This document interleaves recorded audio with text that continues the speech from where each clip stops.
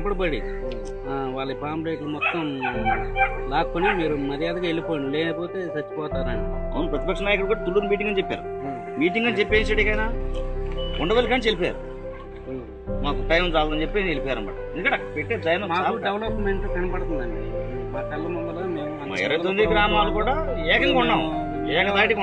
పల్లెటూర్లు అంటే మామూలుగా ఎప్పుడైనా కొంచెం ఇదిగా ఉంటాయి.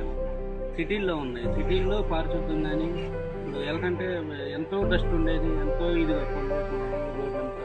డస్ట్ మాకు కనపడుతుంది క్లియర్గా. ఆయన చేసే గవర్నమెంట్ చేసే ఇది కూడా కళ్ళతో చూడాలండి. ఏదైనా కళ్ళతో చూస్తే మనం మాట్లాడాలనే మాట్లాడితే చాలా ఉపయోగం ఏముంది. ట్రాఫిక్ పెద్ద ట్రాఫిక్ అవుతా ఉండేది. ఇప్పుడు ఆయన వచ్చినప్పుడు ఆయన గవర్నమెంట్ స్పీకర్ స్టార్ట్ అయిన కానీ డెవలప్మెంట్ కూడా స్టార్ట్ అయిపోయింది. గవర్నమెంట్ పరంగా మున్సిపాలిటీ ఎట్లా మాకు కళ్ళకు కనపడుతుంది.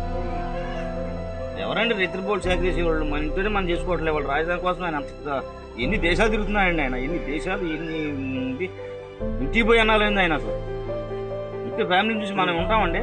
ఆయన ఫ్యామిలీ కూడా ప్రజలు కావాలంటున్నాడు ఆయన. ఆ దేశం ఎక్కడ ఉన్న వాళ్ళు ఉన్నారండి, ఎక్కడ ఉన్న వాళ్ళే ఉన్నారు. వాళ్ళు మళ్ళీ స్కూల్కి వెళ్తారు. వాళ్ళు కూడా ఇచ్చి వాళ్ళు సంతోషంగా ఉన్నారంటే అది చంద్రబాబు గారి మీద నమ్మకంతో. ఎందుకంటే మాకు భవిష్యత్ తరాలు బాగుంటాయి, రేపు మన పిల్లలకు బాగుంటుంది. ఇక్కడ వాళ్ళు రాజధాని వచ్చినాకండి ఇళ్లలో రాత్రి కొద్ది డబ్బు వాసన వస్తుంది. డబ్బు వాసన వస్తుంది రాజధానిలో. ఆయన గారు అది పుణ్యమాట.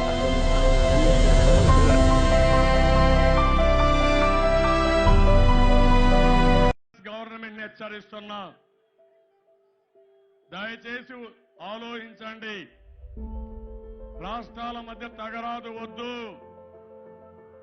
రాష్ట్రాల మధ్య తగరాదు పెట్టుకుంటే చాలా దూరం వెళుతుంది.